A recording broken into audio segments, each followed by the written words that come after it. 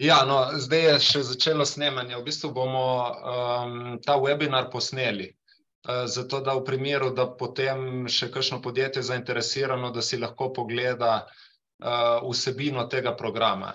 Tako da jaz bi vas v imenu Spirit Slovenija rad lepo pozdravil na tem projektu, ki se ga lotevamo z organizacijo EU Indija Center.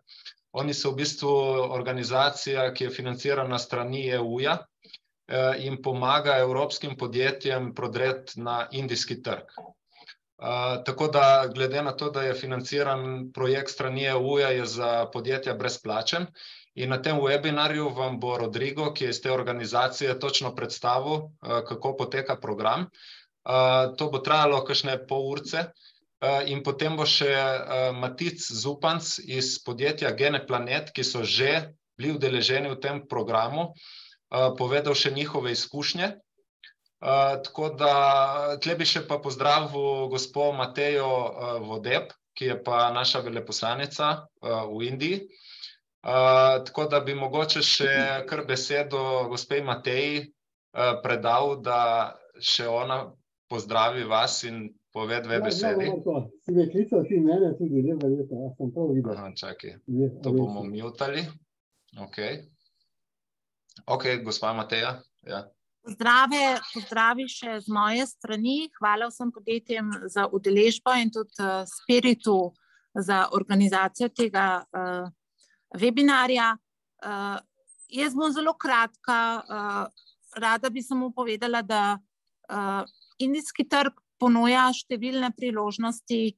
V teh težkih gospodarskih časih je tudi eno izmed najbolj obetajočih rastočih se trgov in pričakovati je, da bodo v naslednjih letih povprečju rasli tam okrog 6–7%, kar je vsekakor v primerjavi z ostalimi državami veliko. Država se tudi poskuša odpreti. V teku so prostotrgovinska pogajanja z Evropsko unijo, tako da kolikor bo to prišlo do uspešnega zaključka, bo v bistvu trgovanje oziroma poslovanje še dodatno olajšano. Bi pa rekla, da vsekakor preden se odločiš za vstopiti na indijski trg oziroma ko vstopaš na indijski trg, je dobro slišati izkušnje drugih in znanje drugih, tako da jaz upam, da bo današnji seminar vam v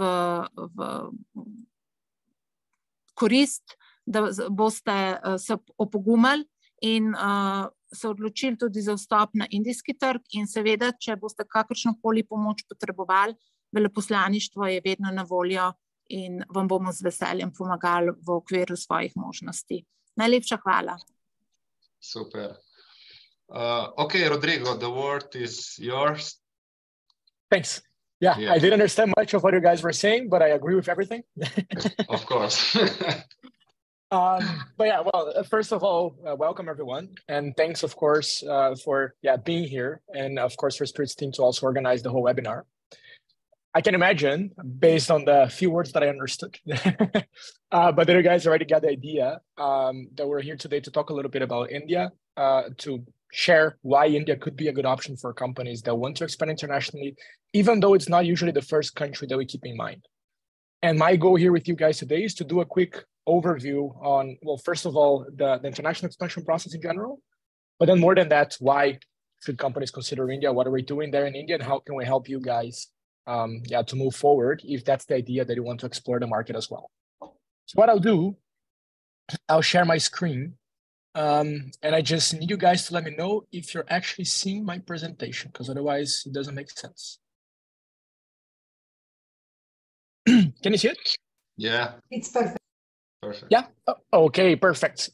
So first things first, I just want to make sure that you guys also feel very free to interrupt me, to send a message, to send something on the chat while I present, because I usually like to make this as interactive as possible. Otherwise, it's just you guys hearing my voice for half an hour, and I cannot stand my voice for that long. So it's good if we can, have this interaction. And I'll also ask you guys a few questions, and I'll make it very uncomfortable if you don't answer, because I'll just be waiting. So please, just bring your own situations as much as possible as well, so that we can make it more interesting for everyone. Well, my name is Rodrigo. I am from Brazil. That's why very different name than Slovenian for sure. But also you can see that I'm not Indian, obviously. I have a company that is called Globally. We are one of the 6 companies that are organizing and implementing the India Innovation Center, which is basically the innovation center of the European Union in India. So I work as a marketing coordinator, and me and my team, we are the ones responsible for identifying the companies that could be a good fit for the Indian market in Europe, and just bringing them to this journey throughout the process. And I personally also work with other European projects, so I also facilitate a few different business missions, trainings, and different actions to support companies expanding internationally. I also work with companies or startup programs all around the world. So not only in Europe, not only in India, also in Brazil, also in Australia, and all different parts of the world. And throughout my journey working startups, I have already worked with more than 400 companies coming from more than 40 countries. And my idea is, well, obviously not only here, but throughout the program as well, is that we bring the knowledge that we all acquired. As I mentioned, we're 6 companies working to support companies in this path. And we bring all this expertise, all this knowledge to make sure that you guys, well, don't make mistakes, of course, but that you can get faster into this market. So what I want to discuss today is a bit about the process of internationalization. So I want you guys to have an understanding on what is the journey that we're going to go through if we decide to expand, well, to India, of course, in this case, but also to other countries. Why should I consider India? Why is India the country at the moment? And how can we help, right? I'll make it very short, but it's very interesting, hopefully, for you guys. I want to start with a little story. I'm pretty sure that you guys know this brand, Gillette. They are a massive success all around the world. And what they basically develop, or what they basically sell, is razor blades, right? So you just use a razor blade to shave yourself. Usually the best product that they have and the most sold one around the world is this one that you see here, which is a blade that has or a razor that has 2 blades, right? That's the most common. They succeeded with this product in the US first. They brought this to Europe, to South America. It was a massive success all around the world. And they decided to bring that to India as well, because, well, India has almost 1.4 billion people, so they can sell a lot of razors there, right? That's a very easy logic to keep in mind. You guys think that was a success, or did that fail? What do you think that bringing this product happened? What happened when they brought this product to India? Was it a success or a failure? Well, it should be a success, but I assume it was a failure. Very good response. Well, if I'll just tell a success story, that would be very boring, right? I would just say, they succeeded. Sure. That's the answer. So then you're right. They did go through a big failure. And that is what I want to share with you guys, because there's a lot that we can learn. The reason why they failed is in this picture. Now, I want you guys to tell me what is the reason. And I'll just give you a hint. There's nothing to do with the camel. What do you guys think? Distribution channel, but I already heard this one, so it's not fair. True. Me too. Okay. Sorry, yeah, okay. Well, we can see that the barber shop is on the street, right? Mm-hmm. I think it's a barber shop. Okay, so the barber shop could be a reason. Okay, that's a good guess. Any other guesses? What if Indians don't like to shave themselves? They like to be shaved. Okay, yeah, has a lot to do with the barber shop. Fair enough. That's a very good guess. Any other ideas? No? All right. I think we have enough to start playing with. So first of all, you guys are not wrong. There's a couple of reasons, but that is not the main reason. So what you guys mentioned on the barber shops and not liking to shave themselves, the thing is, in India, it's very cheap for you to go to a barber shop and get shaved. So you pay like about an euro or $1, and then you get yourself shaved. So that is very cheap. And if you look at the price of the razor itself, they sell for about $2 or $4. I have it here somewhere. But it's just way too more expensive, right? Why would I, if I can actually have someone doing it for me that is a professional? So that's point number one. But that's not the main reason. The main reason is on this water bottle. So the thing that happens in India is that a lot of places don't have access or easy access to water. And what happened is, if I have a double blade, as you see here, I will shave for the first time, my hair gets stuck between the blades and I cannot clean it. So I'm never gonna use it again. I'll clean it once or shave it once and that's it, gone for life. And I pay much more expensive than what I would if I'll just go for someone to do this. So that is actually the biggest reason. Well, 3 reasons, right? So we said way too expensive. Other options like going to a barber would be cheaper. And yeah, the blade just wouldn't work. Also, Indians have a bit of a thicker hair than us. And that also makes it more complicated. So the thing would backlog, they just don't use it again.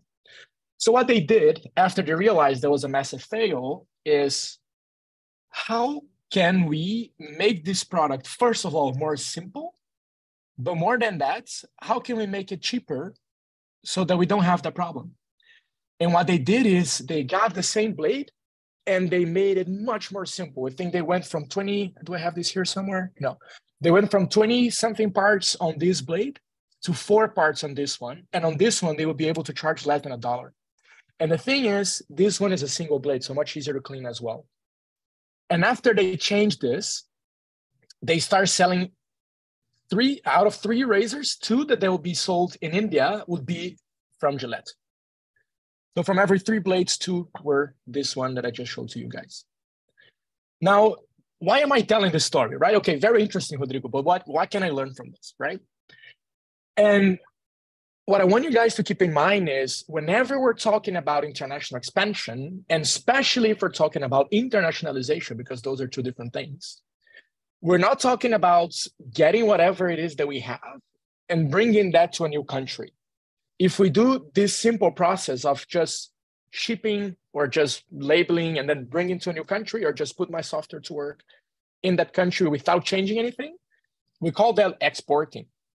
But the process of internationalization is much more complete and complex than this.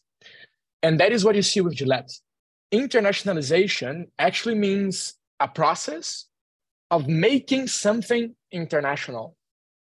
So in this case of Gillette, it's not only about getting the razor that they already have and selling to India, it's understanding what is different between the markets that they are already operating, and understanding how can I get the basis of what I have and also add value to that market, to that country. And that is a whole process, because I need to understand a lot of different things, right? I think I have this here. First of all, first step, okay, I want to start selling to another country. What are the other countries that face the same problem? Because a lot of countries, they just don't have the same problem as what you might have in Slovenia for things. How are they solving this problem? So in India, a lot of people go to the barber and then they will have their beard shaved. Was that the case in the countries they were selling to? Probably not. They could have learned a lot about the process on how customers are actually using and solving the problem in that place. Obviously, also understanding, okay, is it actually a better growth opportunity for me to operate in India in this case than do something in Europe or in France or whatever country it is that we're looking for? What are the actually needs that we're going to try to solve, and what is the real market size that we can have if things are actually different? And am I able to adapt my offer to be competitive in this country? And can I find new strategies that would actually make me sustainable, but more than that, that I can also scale in that location? So there's a lot of questions here that we need to answer. And they seem like simple questions, but they can be quite complex. If you see that in the case of Gillette, if you don't ask these questions, then you just make the same mistakes as they did, right? And it was very complex to solve that problem. But obviously we can make it easier. That's why we're here. And our goal is to make sure that you guys don't go through the same mistakes, right? And I'll go just straight to the chase. What we need to keep in mind is whenever the country it is, it doesn't matter if it's India, if it's Slovakia, or if it's Poland, or if it's Brazil, we can never jump into a country without validating if what we have in our own country makes sense in that location. That is step number 1. We need to understand, okay, do they have the same problem? Well, basically the questions that I have already put in here for you guys. Do they have the same problem? How do they solve it? Can I actually solve that better than what's happening there? And how can I do that if that's the case? Obviously understanding, okay, so that is the real market opportunity that I'll have. And what I want to start talking to you guys is, especially if we're going to a country that is more complex, you don't need to learn everything by yourself. You can work with people in that country that can save you a lot of time because they have the experience, they have the network, they have the understanding on how things work in your market in that location. And I'm not sure if you guys have ever watched this game. What is the name again? Squid Game, right? Squid Game. Not sure if you guys have ever watched it. Have you? No? I'm gonna give some spoilers here. So if you're planning to watch, might be good for you to shut down for 2 minutes because I'll be giving a big spoiler here. But in this TV show, which is completely insane, they put some people to play for their lives and they need to go through a few different games. And a lot of people die along the way, right? Very sad. And one of those steps that they need to go through is what you see here in the screen. So there are 2 lines of glasses, and in each line, or 2 columns and 2 lines, in each one of the sides, one glass is a real glass, so you can jump and you wouldn't fall. And the other one is a fake glass. So if you jump, you just fall and you die. Now, what is the logic here? The first person has a lot of problems because he has no idea, right? So for him, everything's a 50-50% chance. And if you actually keep in mind that there are a lot of different steps, the chances of him, well, dying in this case, they're pretty high. But as people go through that experience, as people go through that journey, the path becomes clear because you have already seen where people made a mistake and you can go through the other route. And what I want to tell you guys is that whenever you're expanding to a new country, especially those that are complex, because let's be honest, India is, and you'll see, an amazing market, but culture-wise, it's just completely different. That's what Gillette also figured out. So why would you try to do everything by yourself if you already can work with someone that has those, they've been through this process, they have the experience, they have the knowledge to avoid, well, in this case, you dying. Hopefully that's not the case. But obviously if you're losing money, losing time, losing energy in places that you should not be wasting your time at. And that's basically why you guys are here as well. And I want to make that very clear because that's very interesting. So if I'll be going and talking to you guys without you never hearing of us, right? So I have Daniel here in front of me. I'll just go for Daniel as an example. Like, Daniel, I'll go to you and I'll say, Daniel, I want to bring you to India. What would be your first reaction? Who are you? Or, right? Sorry, you're asking me what would be my first reaction? Yeah, like would you just trust and jump on a call, or you'd be like, who is this guy? In our case, it's a little bit specific because we're already present in India. Okay. But yes, it's a very like you're saying, very complex and country. Yeah, no, well, I got you in front of me, but indeed not the best example if you guys are already doing something there. But what usually happens is if I go to a company and I say, hey, you guys want to go to India? We can help you. First of all, they never heard of us, right? So why would they trust us? There might be a lot of different culture aspects that I'm sending the wrong message, and that's not how that would appeal for the people. Maybe they have different needs than what I'm used to. And, they never heard of me. So why would they trust me? So whenever you're going to a new country, there are a lot of barriers, right? It's not easy if you don't have that experience, if you don't have the knowledge, if you don't have the network. But because we are working with someone that actually knows you guys already and that you trust, you guys are here today, listen to us. Why? Because someone that you trust opened those doors and said, you guys should come and talk about India, hear about the Inno Center, because there's something interesting for you guys as well. And because you trust them, then you trust us as well. And whenever we're working with a partner, that's the idea that we want to bring to the table.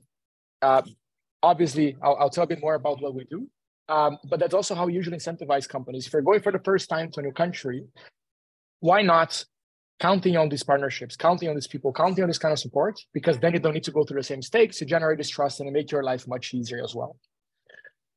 And before I get into exactly what we do, I want to tell you guys a bit more about India. So why should you think about India? Why should you consider, why are we here talking about India, first of all? Whenever we're talking about India, and I do that experiment with a lot of people, those are a few things that come to mind. First of all, Taj Mahal, right? Such a beautiful place. It is indeed, I was there. You think about traffic, a lot of people, right? That's just insane. I was there last week and trust me, it's exactly like this or even worse. You think about the food, which is amazing. Again, I was there last week. I almost didn't get into the plane because I was way too heavy after eating all of that. And even about movies and dances and very specific culture that they have, right? This is a very famous movie I think you guys have seen, Who Wants to Be a Billionaire or Becoming a Millionaire, something like this. So there's a lot of things that we know about India, but we don't really talk about India as a market. We don't really talk about India as an economy. We don't really talk about how can we make business in India. We're just really scratching the surface whenever we're talking about, let's say, generic knowledge, right? Or general knowledge about the country. So I want to tell you guys is a few very interesting details. First of all, India is growing extremely fast. So India just passed the UK in terms of market size. They're playing around now with the UK, one of the biggest economies in the world and one of the fastest growing ones as well. India was, that's actually my next slide, the first country that we actually had a confirmation that would not have a recession this year. So we're all struggling in Europe very hard with the whole situation that is going on. I mean, let's be honest, we're not going through a very easy path. And India was already the first to say, yeah, we're actually growing this year. We're not going to have any recession. So the country is going really well. The country is the second in size of how many internet users we have in the world. There's more than 800 million people using the internet. 800 million people. That is a lot of people. In Europe, we have about 500 something million people. Just keep that in mind. There's a very fast growing middle class. So we think about India and we think about the purchasing power, which of course it is lower than what we have in Europe, but the growing middle class is changing that very rapidly. So we already have 350 million people that are now starting to consume more and more and coming to the market, which is very interesting for us as a foreign company. And especially if we're talking about startups, India is already the third largest ecosystem in the world. And we have more than 100 unicorns, which is unbelievable. And a lot of them just happened last year. And well, on the way to be the second one, hopefully soon. But it is growing like crazy. And as I mentioned, first country to also mention that there will not be recession this year. Just to give you guys an idea, whenever we compare countries from Europe, they actually are kind of the same size as big cities in India. So what you see here is a comparison on GDP. You see that Finland is smaller than Mumbai in terms of GDP. Romania is smaller than Delhi. Slovakia is smaller than Kolkata. And Slovenia is even smaller than Pune. So the cities in India are generating just as much money as a whole European country. And as the country develops, this is getting bigger and bigger and bigger. So going to an Indian city is sometimes just as interesting as scaling to a whole new country when we're talking about Europe.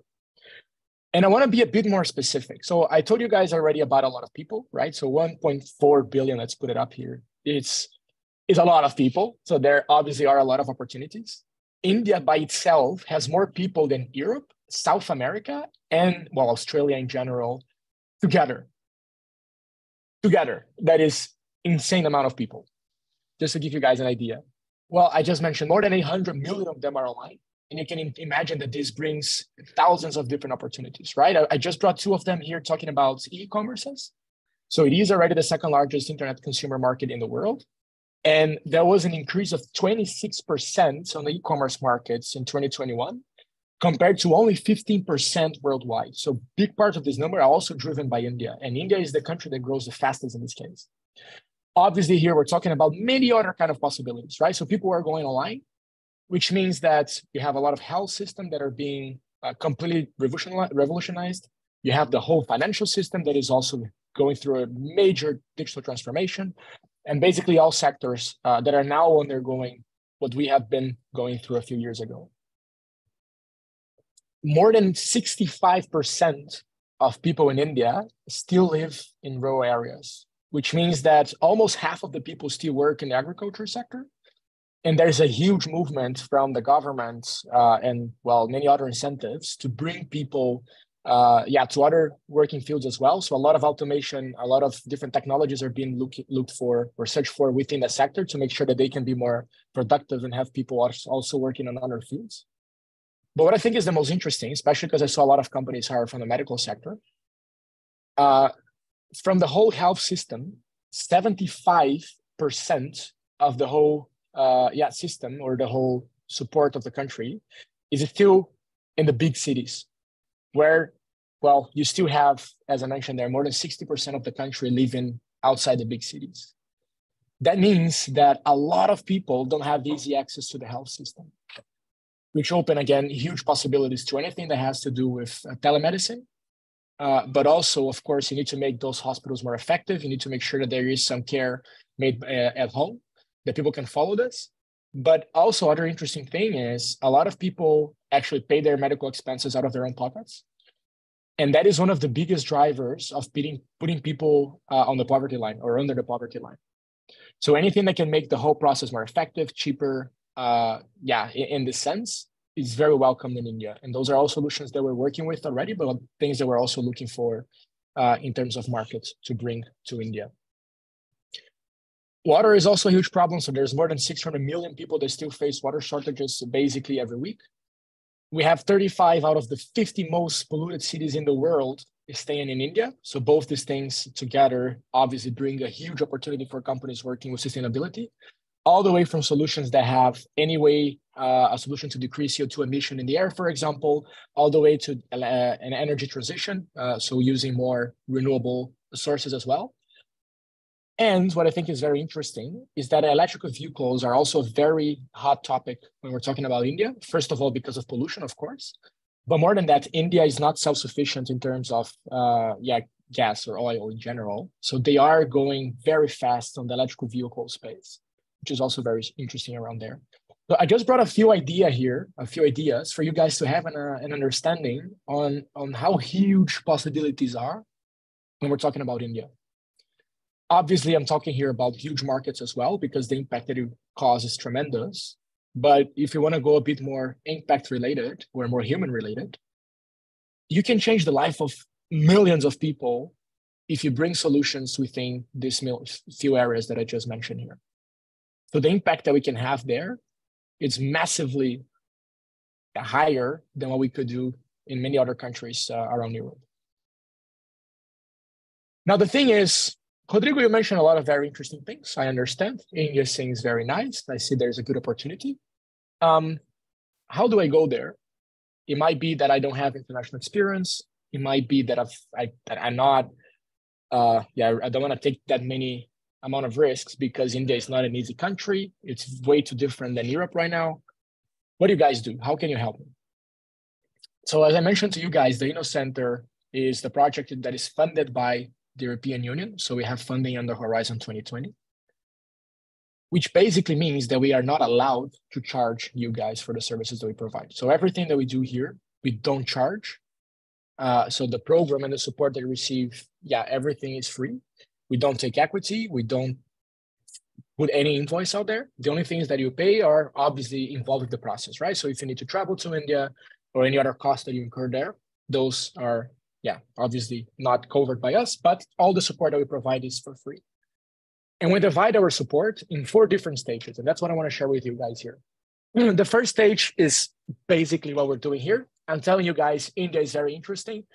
Hopefully, a few of you are also going to be curious to go to the next stages. But starts getting more interesting whenever we go to the next stage. The second stage we call prepare to expand. And that is basically our entry door, because we want to help you take the decision on should you invest your time in India or not.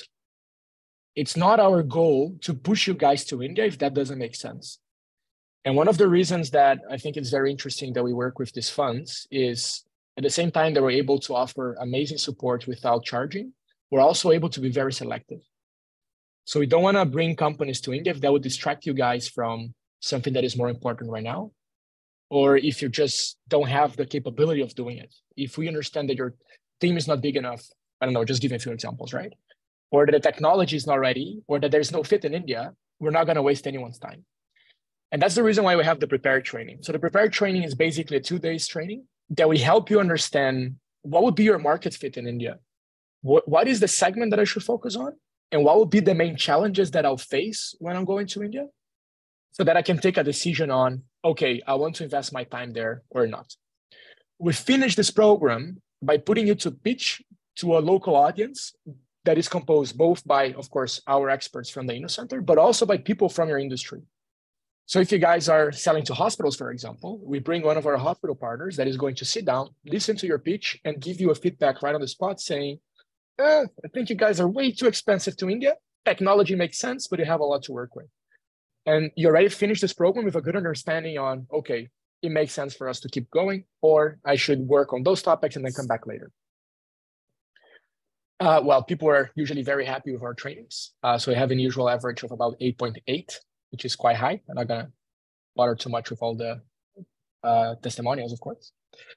But if you move forward and we decide together, and I mentioned together because obviously we need to accept it to the next phase, but it should also be your decision to move forward.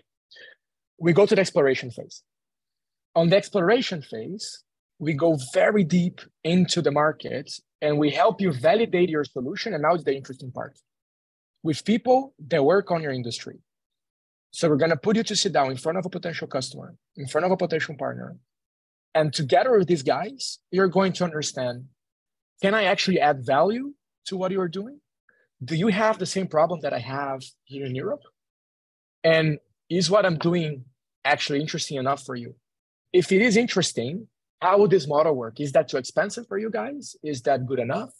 What would be the implementation process? Is there any other supply in the whole supply chain? Is there any other thing that I should keep in mind? So we really help you answer all those questions by putting you to sit down and talk to people that actually understand about your business. I brought here just a few examples of people that we bring to the table, just to give you guys a few ideas, right? So just some interesting stuff. If you're talking about mobility, Mahindra and Tata, just the biggest ones in India. Right? Nothing that interesting. Apollo Hospitals, one of the biggest hospital chains that they have in India. We have KPMG, Airbus, Accenture, Bosch, AB InBev in India, Novartis, Siemens, Pfizer. I don't think I need to say much, right? So it's a very good network. People are already working with us. Those are companies that were already part of our program. Obviously, that doesn't mean that we can put in touch with all of them. It also depends on them to be interested. But that gives you an idea of how strong the network is. And you're going to be working together with those guys to find your product market fit in India. So during 8 weeks, that's what we do. We sit down, we put you to talk to these guys. Let's make sure that we can tailor that proposition to India. And in the end, we give you what we call a market readiness report, which basically states, okay, that's what you have here. Daniel, I'm going to put you on the spot again just because you're in front of me. Daniel, this is what your company has right now, but this is what India needs. So if you want to come to India, there are these gaps that you need to fill, and then you can actually go and succeed in the market. If that still makes sense, because we have a go, no-go moment here, which basically means that we might have figured out that there's a really big problem with the regulations that we need to solve, and that will take a year to solve. So we don't move forward, right? There's a lot that we still need to work on. But if everything is right, we take you guys to the next step that we call, well, I didn't change here, but it's not an acceleration, we changed to enter and grow. But the enter and grow, which is basically the last phase, is much more customized towards you guys. So what we do is we get everything that you learn all the way from prepare, and we're going to build a plan together with you on how to go to market. Okay, so we need to enter via a distributor that is going to put us in touch with XYZ. Or we're going to do a partnership with someone that adds value to my customer, but they don't provide our services. What we're going to do is we're going to help you understand who are these people, how can we get in touch with them. We're going to join you in a lot of meetings to also make sure that you have that understanding of the market together with someone supporting you. And just make sure that you can solve the problems that we identify along the way. And the idea here is that you finish already the program by having a pilot, by having a sales, by having new partners, by fundraising, if that's the problem that you have, by opening an entity, by, I don't know, that is really up to you guys. So what we do is we sit down, understand, build these goals, build this roadmap together with you, and then we start implementing. So this is what we can do for you guys. You are here now. So we're just going through the first step. So understanding a bit more about, okay, that could be interesting for me or not. And what we basically deliver for you guys at the end of this whole process is making sure that you can grow your revenues. So we'll help you get in touch with customers, we'll help you understand, get into the market, reduce your risks, and obviously reduce your costs with the process as well. Because if you don't need to do a whole recall, as it happened to Gillette, then you also save a lot of time, you also save a lot of costs by making sure that you can go straight to the point from the beginning. What I'll do now, there are two ways that we can move forward. Of course, we still have some things to share here, but from my side, I'll share a link with you guys, and there are two things that you can do for us to keep moving. If you already know that you want to go to one of these 4 stages that I mentioned, or 3, right? Because we're just been through the first one. So Rodrigo, I already know that prepare is the one for me. I'm not sure if I should focus in India, that's where I want to go, or I already know India is my market, I want to go straight away to explore. That's fine. What you do is you're going to click on apply, and you're going to fill the form of the program that you're looking for. If you're not that sure, what you do is you click on start the journey, and you answer a few questions that will come directly to me. I'll analyze those questions, probably jump on a call with you, and together we'll understand where is it better for you to start from, or is it the right timing at all, right? It might be that it's not. So those are the two things that we can do from here. I'll share the link with you guys so you can take a closer look, understand a bit more, and take it forward. But obviously, we're still not over. So I want to give the word back.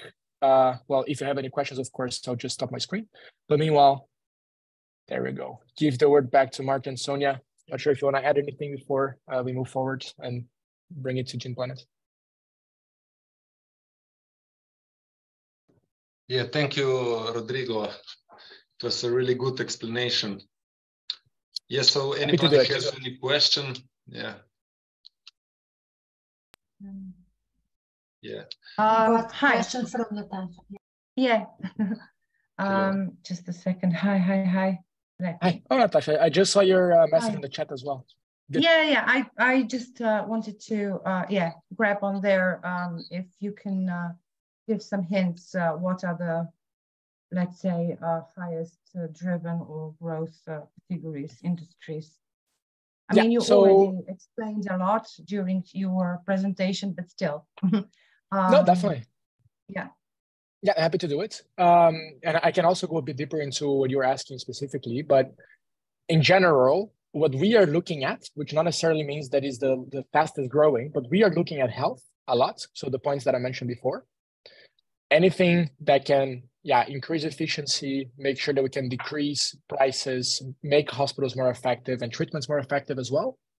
Quite broad, but that's how we try to look at it. On the pharma level, also very interesting because there's a lot of production in India. So probably one of the hottest markets in the world when you're talking about that. So you mean production, the production of drugs? Yeah. Okay. So it's also very interesting. We have worked with a few pharma companies as well. They're also part of this process. Biotech in general, it can be very broad, right? So biotech sustainability is very, very interesting. Agri is very, very interesting. One of the biggest markets in the world. You can also apply that to health, of course, just mentioned here some very interesting aspects. It can also go to mobility, which is very interesting. Mobility is a huge market in India. So not only in terms of market size, of course, but there's a whole transition going on, as I mentioned before. The electric vehicles are a huge thing going on now in India. And they also have one of the worst traffic in the world, right? Not only in terms of amount of people, but also death rate. So anything that can make it more effective in there as well, but it can also apply biotech in this case here, very interesting. E-commerce is just huge. I put a few figures in there as well. We are not focusing as much on e-commerce. We can work with companies that provide technology for e-commerce, but the e-commerce in specific, that's not really for us. But very interesting sector as well. Oh, I just had Daria put a big explanation there about the pharmaceutical industry. Very nice. Yeah, Natasha, I hope that gives you a few more insights. You want me to pinpoint something else? No, I think for the time being, that's clear. Thanks. Okay, cool. No problem. Yuri. All right. Hi. So we are manufacturing disinfection devices for hospitals. Since 2016, we're not a COVID response company. That's important. How is India relevant for manufacturers from the EU regarding, let's say, it's not a medical, in our case, it's not a medical device, but it is a medical grade device, let's say. Yeah. Is this a market for a company like this, or are they more used to buying cheaper, let's say, Asian or domestic products? Are they protecting their markets? Yeah, so what's your insight on that? There are a few answers for that question. First of all, yeah, it is an interesting market, and we have already worked with companies doing something similar. I need to see exactly what you guys provide, but probably something along those lines as well. And I have a few companies on the pipeline that are also working with disinfection. So definitely an interesting market. But you're also right, they tend to work with products that are cheaper. So the pricing label is very important, and that's not only for disinfection, but in general. India is a very price-sensitive country. Now, in practice, if you are producing any kind of hardware, then it's usually advisable for you to also look at manufacturing that in India to make your price more competitive, and then you can be competing better with companies that are also in that segment. Daria, are you there? Because I know that Daria probably worked with the disinfection company. She can give more insights directly. Yeah, I'm here. Yeah, it's all true that Rodrigo just mentioned. It's quite price sensitive, and manufacturing is one of the propositions that we have for companies to help you to connect with relevant manufacturers in India, or maybe establish yourself the plant for manufacturing in India. So all of this is possible, and many companies look at that to reduce their prices. Yeah, and related to air purification, yeah, it's a big market. We've worked with few companies in this field, but I think we would love to learn about your product specifically to understand. I think hospitals, hotels is some of the industries where air purification is quite relevant. Okay, thank you. We're in surface disinfection, primarily on hospitals, but I get your point, yeah. Thank you. I am trying to find here the company that we work. Oh, yeah, no, not on mute. I'm trying to find the company that we worked here. So one of them is Airbliss. Yeah, there was also Rensair from UK. And Rensair, yeah. Those are the two, right? Awesome. So Yuri, just to give an idea, I'll send you their profiles.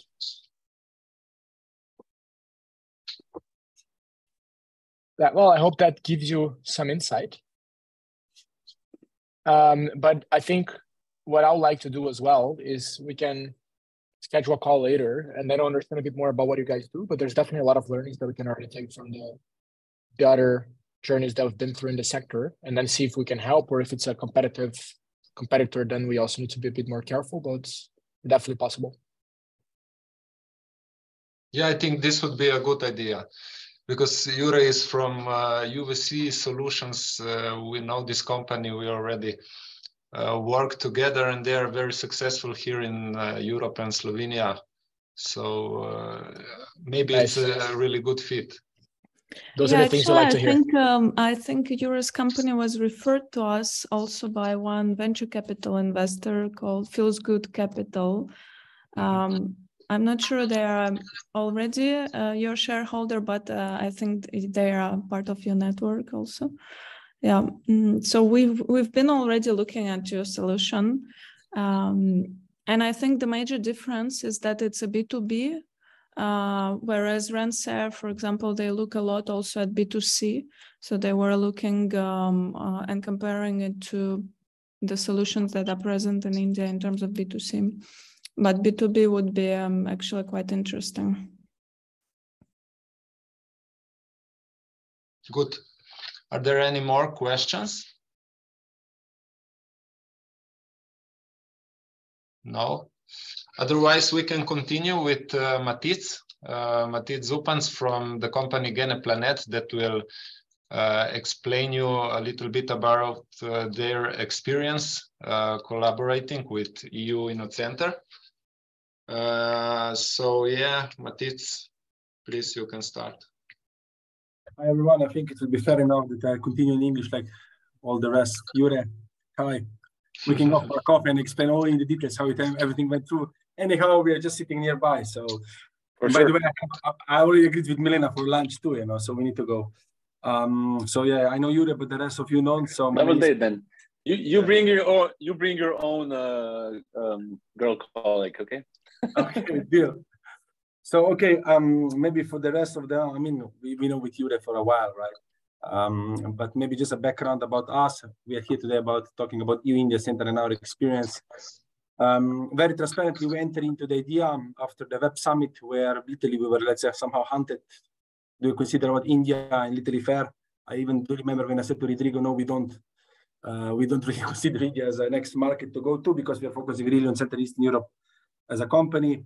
However, we had in our, let's say, mind, exploration phase of entering one big market. At that time, we considered either China or USA. But somehow we decided to give an opportunity to see whether it makes sense. In the nutshell, we went through both phases. So we went through this first 4 seminar phase, which basically it's a great opportunity to get really insights about India, from how much is an average salary for business development manager if you would like to hire, how everything is working, and so on. You really get detailed insights about how India is working. Like Matteo said before, you have to be in India to do the business. So we were not there, but we were learning a lot through this time. So I would say useful 4 sessions of general presentations and a bit of interaction, I would say, to get insights and a clue, like Rodrigo said, whether India is for you. The good part is that, we said, okay, since Rodrigo really pitched very well, it doesn't cost you a lot, except your hours spending on Zoom and meeting people like I'm meeting all of you today. So we decided, okay, let's see whether we can really enter India as the next market. So we went to this exploration phase, which is basically a 3-month journey. It doesn't take much time from you, but it's still some time consuming from particular persons who are involved with it. But crucial factor is here in the exploration phase, at least how we worked is we got a mentor, which is basically, he still is, I think, the CEO of the biggest startup community in India. So it was my mentor during the entire program, with whom we had weekly discussions about the progress and what we learned. We got a local body, which is basically part of EU India Center, or a local program who is involved into it, which is basically, from my point of view, as an extended hand to reach companies. And while we entered exploration phase, we were really transparent. We still didn't know whether India is the one. And our approach in Gene Planet is still the same. We don't really invest heavily, like I would say, like a Gillette and fail. We go smartly. So we're looking for the partnerships and first sales, let's call it like that, before we say, now let's open the branch office and everything over there. So we went into the elaboration and discussions with, let's say, local potential partners. During the exploration phase, and I think even in the first phase, you basically identified some kind of a landscape. So who you are, who is your competitor. So somehow work has to be done on your side. Here I have to be fair. However, you always have these mentor bodies.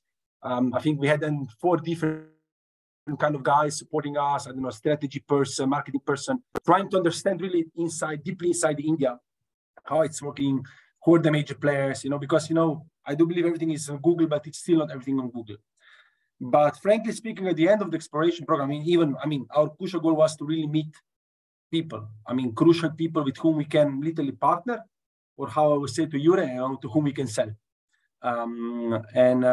Thanks to the entire program, basically, we came into touch with really major, I would say, trademarks. I don't know, let's say as an example, we were in discussion with Apollo hospitals. I'm pretty sure that every one of you who are in, let's say, health area are familiar with. So we had discussions with head of innovation and one of their doctors, about our entering.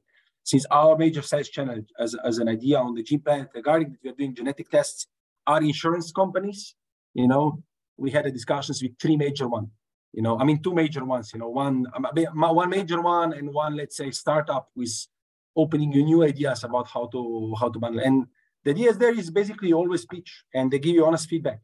Hey guys, that's great. And yes, you often hear, what about price? What about cost? What about competition? So even if you're going to the exploration phase, the homework that should be done, it's really to try to dig into the local competition. And yes, all of them will ask you, okay, so if I buy here 50 off, why I would buy you? Because you're from West? Doesn't make sense, for them. So you have to have really some good, unique selling points. What is the good part about this second journey? So like I said, first journey is just about getting insights about India. In the second one, in this exploration phases, you can, with the team you have on board, even in the center team behind, you basically shape the entire strategy. So you can, the main idea is, I think Rodrigo was trying to explain to all of you at the beginning, finding product marketing fit So you either change the strategy, change the product, reconsider about things, which we didn't. I mean, at some point we did, at least we took in consideration. But maybe just to stop and maybe go rather to the questions, you know, the outcome for us was we really had, I think, over 9 crucial meetings for us with major stakeholders, like I said, from Apollo to the major hospitals. I don't know, Practo was on the big screen before from the Rodrigo. Practo is like Teledoc, you know, from USA, a big telemedicine company, you know. And they really connect with the right people, you know. And some people are basically already potentially your partners to validate the idea. Some of them are maybe just your industry colleagues, I would say, or I would not say competitors, but somebody who are, I don't know, involved in our case, in biotechnology, to give you maybe a wider overview about what is biotechnology in India is, how it looks like, and so on. So we finished that exploration program. Then after 3 months, we didn't decide to go to the acceleration phase. Why? Because, I mean, as a company, we focus on different markets. We decided that India is great, but it's not for us so far at this point. The bad part is that due to the limited resources, you know, it's hard for us also to follow up on all these prospects, basically, we got during the program. And I think that I admit to the follow-ups that I'm having with you in the center since then, you know, that being in touch with the guys that you met during the program is very valuable. However, what I know is, you know, because we entered this during the, I don't know, let's say COVID-3 wave, I'm not sure it was 2nd, 3rd, or 4th, there was no on-site meetings. And I was in discussion recently with them also, you know, whether I would be interested in to be, let's say, on the 2 weeks journey over there. And frankly speaking, yes, I do believe it will be valuable. So I don't know how is the program structured now.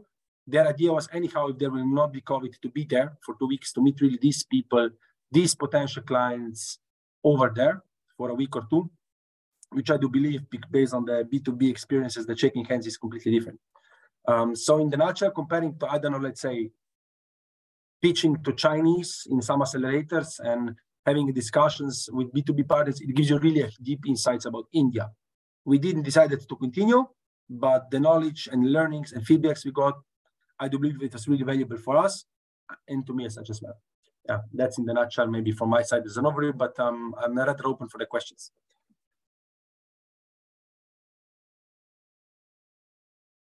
Any question from you guys? Thank you, Matic.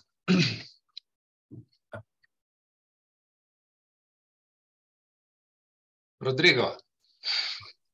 I have clapping hands. Yeah, it's always great to hear the experience of someone that has been through the journey, right? I think that's much more valuable than me here pitching. Just very nice to hear your story. Yeah, thank you. Okay. Good.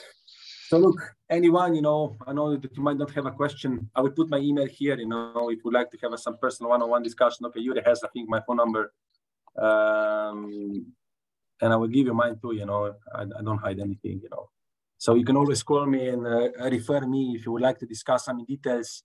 I cannot share the complete report we got at the end, which is 35, I'm just reading it, 35 pages of detailed report, what we learned through the program, which I believe it will be valuable once we decided that India is the market to go to.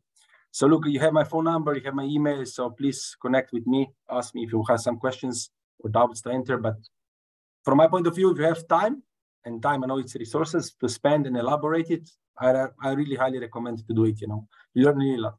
Yeah. Great, Matic. Thank you for your help. Awesome. Yeah. Okay. I have one question. Yeah.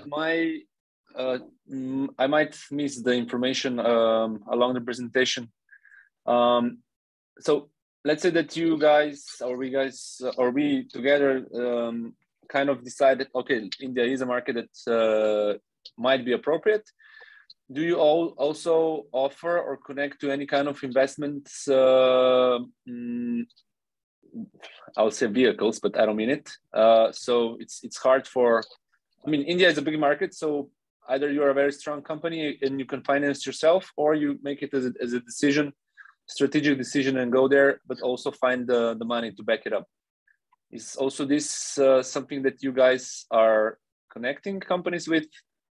Yeah, so we are not investing ourselves, but we do have a good network of investors in India. Now, one important thing to keep in mind is usually it's very hard for Indian investors to invest outside India. So if that is the case, it's very likely that they would invest on a local entity. That doesn't mean that you need to bring your whole tech there, but there are a few things that we need to keep in mind. But yes, we have the network for that. Did you do any of this? I'm sorry, go ahead. I just wanted to jump in. So just to be clear, they will invest if you have an Indian subsidiary, if I'm right. Okay. Yeah, so yeah, we don't have it, but we some companies that we work with, we suggest that they do. But yeah, we are not even. My question was just to reconfirm what you just mentioned. So Indian investors will invest, but preferably into Indian subsidiary, not into. Yeah. Okay. Exactly. Exactly. Sorry. Yeah. Just to add here, often it's when European companies expand to India, they are looking to establish a joint venture with some partner, and this is one of the models that we recommend often to the companies. And then for this joint venture, it's easier to raise an investment in India. So this is how we usually work and what we usually suggest to the companies. But getting an investor from India to your headquarters in Europe, that could be very difficult. Yeah.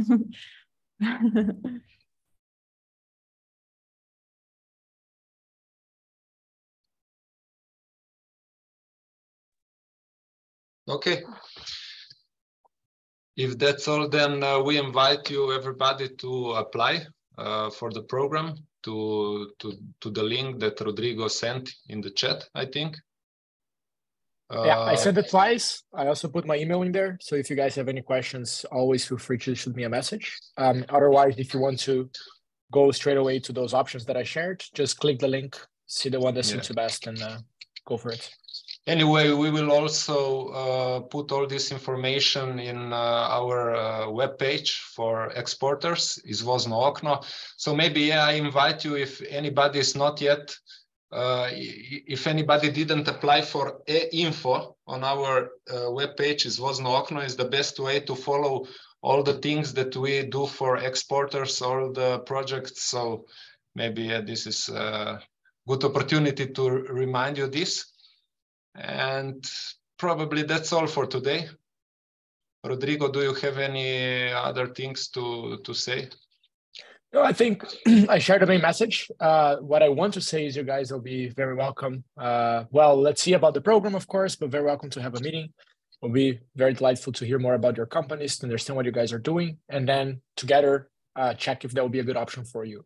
So feel free to reach me out. Again, my email is in the chats. You can also check the page right there. There's more information about the programs, and happy to hear back from you guys. And thank you one more time, of course, for being here, sticking until the end. And yeah, looking forward to hearing from you. Thank you. Good. Bye-bye. Thank you for your time. Bye-bye. Bye, everyone. Talk to you. Bye-bye. Bye.